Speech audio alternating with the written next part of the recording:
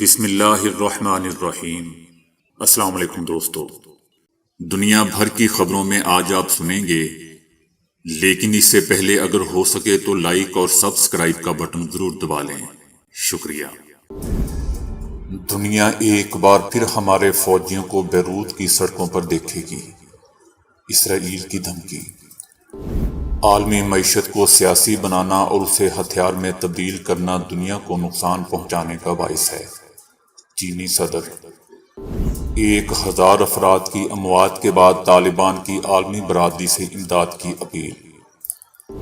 صدر پوٹن کے لیے نیوکلیئر کوڈ کا بیگ اٹھانے والا کرنل مارا گیا۔ برطانیہ میں بھی مہنگائی کا 40 سالہ ریکارڈ ٹوٹ گیا۔ اسرائیل اور سعودی عرب کے ساتھ فضائی دفاعی اتحاد بنانے کا منصوبہ۔ معیشت تباہ ہو گئی ہے، IMF ہی آخری امید ہے۔ سری لنکا۔ اپنے دور کے عظیم بیٹسمین ظہیر عباس موت اور زندگی کی کشمکش میں مبتلا۔ بیٹے نے آن لائن گیمنگ میں باپ کے اکاؤنٹ سے 40 لاکھ روپے اڑا دیے۔ جنرل پرویز مشرف کا پاکستان آنے سے انکار نواز شریف کے لیے رکاوٹ بن گیا۔ شیخ رشید احمد۔ تو آئیے چلتے ہیں اب خبروں کی تفصیل کی جانب۔ اسرائیل نے خبردار کیا ہے کہ اگر اسرائیلی عوام کو خطرہ ہوا تو ہم جنگ کے لیے تیار ہیں۔ دنیا ایک بار پھر ہمارے فوجیوں کو بیروت کی سڑکوں پر مارچ کرتا دیکھے گی۔ اسرائیل نے لبنان کو دھمکی دیتے ہوئے کہا ہے کہ اگر ہمارے لوگوں کو کسی فوجی کارروائی میں نشانہ بنایا گیا تو وہ لبنان کا نئے سرے سے محاصرہ کر کے اس کو بھاری نقصان پہنچائیں گے۔ 6 جون 1982 کو لڑی جانے والی جنگ لبنان کو یاد ہونی چاہیے، جب ہماری افواج بیروت تک پہنچ گئی تھی۔ اس جنگ میں اسرائیل نے بری اور بحری محاصرہ 88 دنوں تک جاری رکھا تھا۔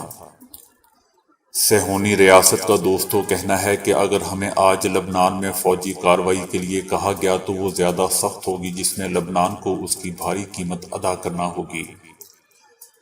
اسرائیل اور لبنان کی سمندری حدود کا فیصلہ لبنان کے لیے لائف لائن کی حیثیت رکھتا ہے۔ چین کے صدر شی جن پنگ نے کہا ہے کہ تاریخ نے ایک بار پھر ثابت کر دیا کہ معاشی پابندیاں دو دھاری تلوار کی مانند ہیں۔ انہوں نے کہا کہ عالمی معیشت کو سیاسی بنانا اور اسے ہتھیار میں تبدیل کرنا یا مالیاتی نظاموں میں اپنی بنیادی حیثیت کو استعمال کرتے ہوئے جان بوجھ کر پابندیاں عائد کرنا صرف اپنے اور دوسروں کے مفادات کو نقصان پہنچانے کا باعث ہے، اور اس سے لوگوں کو تکلیف پہنچ رہی ہے۔ بارکس بزنس فورم کے افتتاح کے موقع پر انہوں نے کہا کہ نام نہاد طاقت پر مشتمل پوزیشن پر اندھا اعتماد اور فوجی اتحاد کو وسعت دینے اور دوسروں کی قیمت پر اپنی سلامتی حاصل کرنے کی کوشش صرف خود کو سیکیورٹی کے مخمص میں ڈالے گی۔ دوستو، اس بزنس فورم کے گروپ میں برازیل، روس، بھارت، چائنا اور جنوبی افریقہ شامل ہیں۔ افغانستان میں تباہ کن زلزلے میں 1000 افراد کی اموات کے بعد طالبان نے عالمی برادری سے امداد کی اپیل کی ہے۔ حکومت اس وقت لوگوں کی اتنی مدد کرنے کی صلاحیت نہیں رکھتی جتنی حالات کے مطابق درکار ہے۔ بین الاقوامی ایجنسیاں، ہمسایہ ممالک اور عالمی طاقتیں مدد کر رہے ہیں، لیکن امداد کئی گنا زیادہ بڑھانے کی ضرورت ہے، کیونکہ اتنا تباہ کن زلزلہ گزشتہ کئی دہائیوں میں نہیں آیا تھا۔ اقوام متحدہ کا کہنا ہے کہ اس وقت ایجنسیاں مکمل طور پر امدادی سرگرمیوں کے لیے فعال ہو چکی ہیں۔ اقوام متحدہ کی جانب سے طبی ٹیمیں، سامان، خوراک اور عارضی پناہ گاہیں متاثرہ علاقوں میں بھجوائے جا چکے ہیں۔ امدادی کارکنوں کا کہنا ہے کہ متاثرہ علاقوں میں کئی گاؤں مکمل طور پر تباہ ہو چکے ہیں، سڑکیں بند اور موبائل فون ٹاور کام نہیں کر رہے، جبکہ اموات کی تعداد میں بھی اضافے کا خدشہ ہے۔ متاثرہ علاقوں میں امدادی کارروائیاں شروع کر دی گئی ہیں اور دور دراز علاقوں میں زخمیوں اور باڈیز کو ہیلی کاپٹروں کے ذریعے ہسپتالوں میں منتقل کیا جا رہا ہے۔ تاہم ملک میں جاری موسلادھار بارشوں اور ژالہ باری سے امدادی کاموں میں مشکلات پیش آ رہی ہیں۔ طالبان نے کہا ہے کہ بین الاقوامی ایجنسیاں، ہمسایہ ممالک اور عالمی طاقتیں مدد کر رہی ہیں، لیکن امداد کئی گنا بڑھانے کی ضرورت ہے۔ روسی صدر پوٹن کے لیے نیوکلیئر کوڈز کا بیگ اٹھانے والے کرنل کی گولی لگی باڈی اپنے فلیٹ سے ملی ہے۔ 53 سالہ وادیم فیڈرل سیکیورٹی سروسز کے ریٹائر تھے۔ وہ صدر پوٹن کے ساتھ نیوکلیئر کوڈز بیگ اٹھانے کے ذمہ دار تھے۔ اس سے پہلے وہ سابق صدر کے ساتھ بھی یہی فریضہ سر انجام دیتے رہے تھے۔ کرنل وادیم کی صرف ایک ہی فوٹو موجود ہے۔ ان کی باڈی ماسکو کے علاقے میں اپنے فلیٹ سے ملی ہے۔ جس وقت فائرنگ کا واقعہ پیش آیا اس وقت اس کا بھائی غسل خانے میں تھا۔ اس نے باہر آ کر دیکھا تو اس کی باڈی پڑی ہوئی تھی، اس کے ماتھے پر گولی کا نشان تھا۔ یہ واقعہ دوستو ایک ایسے وقت میں سامنے آیا ہے جب وہ کسٹم سروس میں اعلیٰ عہدے حاصل کرنے کے بعد مبینہ طور پر رشوت لینے کے الزامات کی زد میں تھے۔ ان کے خلاف انویسٹیگیشن ہو رہی تھی۔ برطانیہ میں بھی مہنگائی نے پنجے گاڑ لیے ہیں اور پہلی بار مہنگائی 40 سال کی بلند ترین سطح پر پہنچ گئی ہے۔ برطانیہ میں بھی مہنگائی میں 9.1% کا اضافہ ہوا ہے اور بینک آف انگلینڈ نے خبردار کیا ہے کہ اس سے بھی بدترین صورتحال ہو سکتی ہے، کیونکہ تمام G7 ممالک میں برطانیہ میں افراط زر کی شرح سب سے زیادہ ہے اور اس میں مزید تنزلی آئے گی اور حالات بدتر سے بدتر ہوں گے۔ تیل کی کمی کی وجہ سے برطانیہ میں تاریخ کی سب سے بڑی ریلوے ہڑتال کی گئی اور محکمہ ریلوے سے وابستہ ہزاروں افراد کام چھوڑ کر ہڑتال پر چلے گئے۔ تنخواہوں میں کمی سے پریشان تقریباً 50,000 سے زائد ملازمین بھی ہڑتال کریں گے۔ امریکی ڈالر کے مقابلے میں پاؤنڈ کی قدر میں بھی واضح کمی ہوئی ہے اور اسی وجہ سے سرمایہ کار برطانیہ میں مسلسل خطرے کا اندیشہ ظاہر کر رہے ہیں۔ دوسری طرف عالمی منڈی میں خام تیل کی قیمتوں میں بڑی کمی ہوئی ہے۔ امریکی صدر جو بائیڈن کی جانب سے تیل پر عائد ٹیکس میں 3 ماہ کے لیے استثناء دینے کی خبر سامنے آتے ہی عالمی منڈی میں خام تیل کی قیمتوں میں کمی ہو گئی۔ اسرائیل نے کہا ہے کہ اسرائیل امریکہ کی سرپرستی میں خطے میں فضائی دفاعی اتحاد تشکیل دے رہا ہے، جس کو آئندہ ماہ امریکہ کے صدر جو بائیڈن کے سعودی عرب کے دورے سے بہت مدد ملے گی۔ امریکہ کے اتحادی ان عرب ممالک سے جو ایران کو اپنے لیے خطرہ سمجھتے ہیں، اسرائیل نے اپنے تعلقات بہتر کیے ہیں اور اب ان کو مشترکہ فضائی دفاعی نظام کی پیشکش کی جا رہی ہے۔ خلیجی ریاستیں اور عرب رہنما ابھی تک اس خطے کے لیے اسرائیل کی طرف سے مجوزہ مشترکہ فضائی دفاعی نظام کے بارے میں خاموش ہیں۔ امریکہ کو توقع ہے کہ خطے کے مسلمان ملکوں اور اسرائیل کے درمیان تعاون اور خاص طور پر دفاع اور سیکیورٹی کے ضمن میں ان ملکوں کو اسرائیل کے قریب کر دے گا اور ایران کو خطے میں تنہا کرنے میں مدد ملے گی۔ اس معاہدے سے اسرائیل کے عرب اور مسلمان ملکوں بشمول خطے کے سب سے اہم ملک سعودی عرب سے تعلقات اور زیادہ بہتر ہو جائیں گے۔ اس مشترکہ فضائی دفاعی نظام کو Middle East air defence alliance کا نام دیا گیا ہے اور اس کے تحت پہلے ہی تعاون شروع ہو چکا ہے۔ یاد رہے دوستو کہ سعودی عرب اور امریکہ کے تعلقات سعودی صحافی جمال خشوگی کے مرنے کے بعد سے کشیدہ رہے ہیں۔ صدر جو بائیڈن کے صدارت کا عہدہ سنبھالنے کے بعد سے سعودی ولی عہد محمد بن سلمان کے درمیان کوئی رابطہ نہیں ہوا ہے۔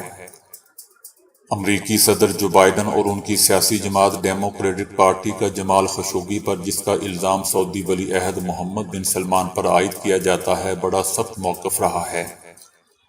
حال ہی میں واشنگٹن میں جس سڑک پر سعودی سفارتخانے کی عمارت قائم ہے اس کو جمال خشوگی کا نام دے دیا گیا ہے۔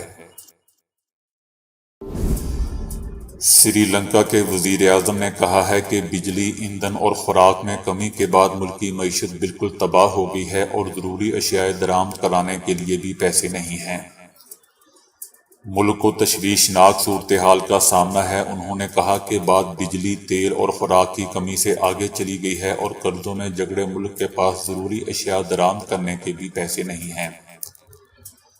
یاد رہے دوستو کہ رانل وکرما سنگھ نے مئی میں وزیر اعظم کا منصب سنبھالا تھا اور وہ وزیر خزانہ کی حیثیت سے بھی فرائض سر انجام دے رہے ہیں۔ ان کا کہنا تھا کہ ہم نے موقع کھو دیا اور اب ایسی علامات دکھائی دے رہی ہیں کہ ممکنہ طور پر کھائی میں گر رہے ہیں، جس کی وجہ سے کوئی بھی ملک یا دنیا کی کوئی تنظیم ہمیں تیل دینے کو تیار نہیں ہے، بلکہ تیل کے لیے رقم دینے سے بھی ہچکچا رہے ہیں۔ سری لنکا میں مہنگائی کی شرح 40% تک پہنچ گئی ہے۔ بنیادی طور پر انڈیا سے ملنے والے قرضے کی مد سے ہی ملکی معیشت چل رہی ہے، جو $4 ارب تک پہنچ گیا ہے۔ وزیر اعظم رانل وکرما سنگھ کا کہنا تھا کہ انڈیا سے مزید قرضے کی درخواست کی ہے، تاہم انڈیا ہمیشہ ہی قرضہ نہیں دیتا رہے گا۔ قرض واپس کرنے کے لیے ہمیں کوئی نظام بنانا پڑے گا۔ ملک کے پاس واحد محفوظ راستہ بین الاقوامی مالیاتی فنڈ یعنی IMF ہی ہے۔ IMF سے قرضہ ہی واحد راستہ ہے۔ سری لنکا اور IMF کے درمیان جولائی میں معاہدہ متوقع ہے، لیکن عوام کو ریلیف ملنے میں کئی ماہ لگ سکتے ہیں، تاہم اس کے لیے عالمی فنڈ کے بورڈ کی جانب سے منظوری درکار ہوگی، جس میں کئی مہینے لگ سکتے ہیں۔ انہوں نے کہا کہ سری لنکا پہلے بھی 16 مرتبہ IMF کے پاس جا چکا ہے، جبکہ پاکستان بھی 22 بار جا چکا ہے۔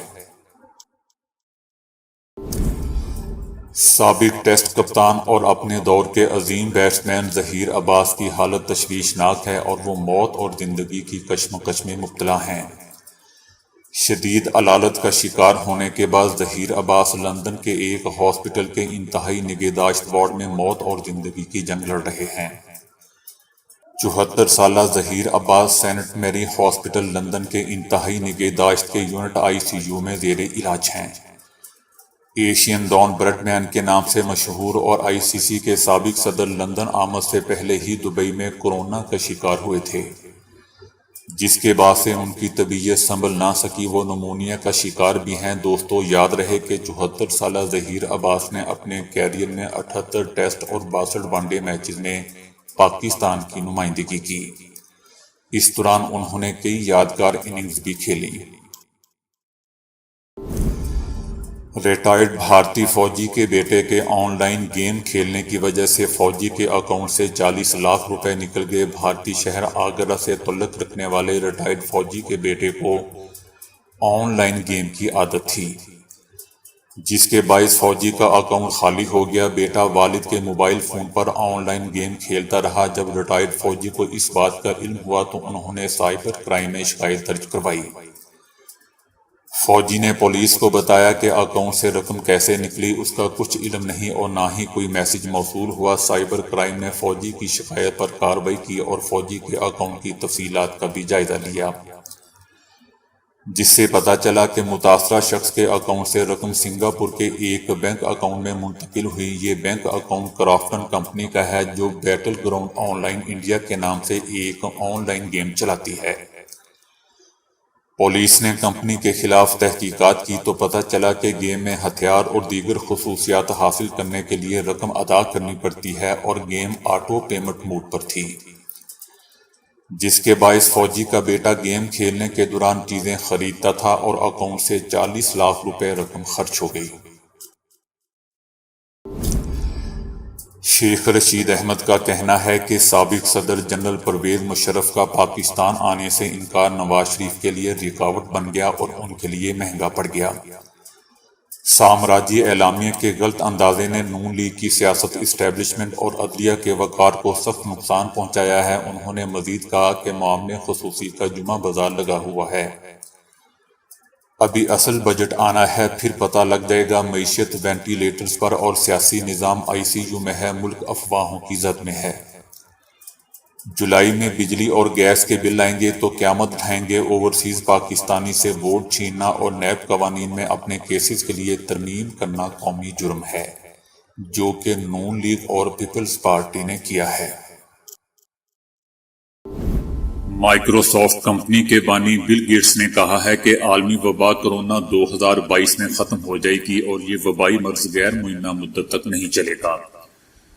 انہوں نے کہا کہ امید ہے کہ 2021 میں زندگی معمول پر آ جائے گی اور ویکسین کے استعمال سے امریکہ میں کیسز بھی کم ہو جائیں گے۔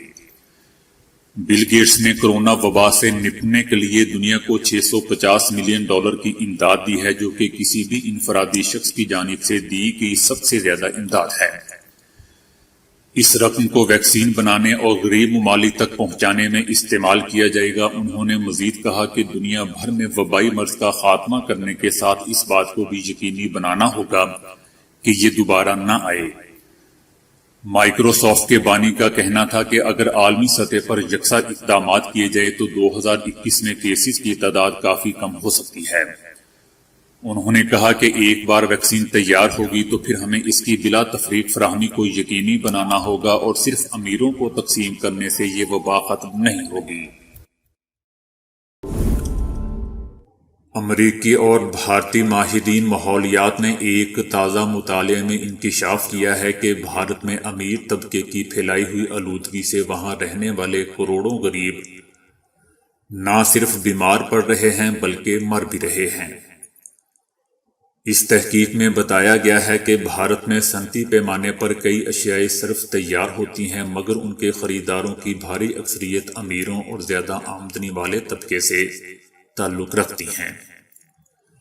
یہ امیر لوگ آمد و رفت کے لیے بھی نجی گاڑیوں کا استعمال کرتے ہوئے زیادہ فی کس آلودگی پیدا کرنے کا باعث بنتے ہیں۔ اس پورے صنعتی اور ترسیلی عمل سے خارج ہونے والی آلودگی کا خمیازہ ان غریبوں کو بھگتنا پڑتا ہے جو محدود تر مالی مسائل کے باعث خود کو اس آلودگی کے مضر اثرات سے محفوظ نہیں رکھ پاتے۔ اس تحقیق میں مرکزی توجہ فضا میں لمبے عرصے تک معلق رکھنے والے 2.5 مائکرو میٹر یا اس سے کم جسامت والے ذرات کی آلودگی پر دی گئی ہے، کیونکہ صحت کی خرابی اور اموات میں بھی انہی ذرات کا کردار سب سے نمایاں دیکھا گیا ہے۔ مذکورہ تحقیق سے جہاں یہ معلوم ہوا کہ بھارت کا امیر طبقہ وہاں کی فضائی آلودگی میں سب سے زیادہ ذمہ دار ہے، وہیں یہ بھی پتہ چلا ہے کہ آلودگی کی وجہ سے بھارتی غریبوں میں اموات کی شرح امیروں کے مقابلے میں 9 گنا زیادہ ہے۔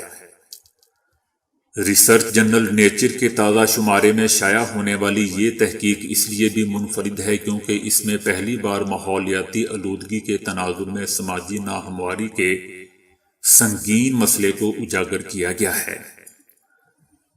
یاد رہے دوستو کہ بھارت کا شمار دنیا کے آلودہ ترین ملکوں میں ہوتا ہے۔ حالیہ اندازوں کے مطابق 2019 کے دوران بھارت میں فضائی آلودگی کی وجہ سے کم از کم 17 لاکھ اموات ہوئی تھیں، جو وہاں پر سالانہ اموات کا 18% تھی۔ ماحولیات سے متعلق مشہور بھارتی میگزین ڈاؤن ٹو ارتھ میں شائع ہونے والی ایک رپورٹ کے مطابق بھارت میں فضائی آلودگی سے ہر 3 منٹ میں ایک بچہ اس آلودہ دنیا سے رخصت ہو جاتا ہے، یعنی وہاں فضائی آلودگی کی بنا پر مرنے والے بچوں کی سالانہ تعداد 2 لاکھ سے زیادہ ہے۔ اب تک کی تحقیقات سے بھارت میں فضائی آلودگی کی زیادہ ذمہ داری اینٹوں کے بھٹوں اور روایتی چولہوں میں لکڑی یا کوئلہ جلانے والے غریب دیہاتیوں پر اور ہر سال بڑے پیمانے پر فصلوں کی باقیات جلانے والے کسانوں پر عائد کی جاتی رہی ہیں۔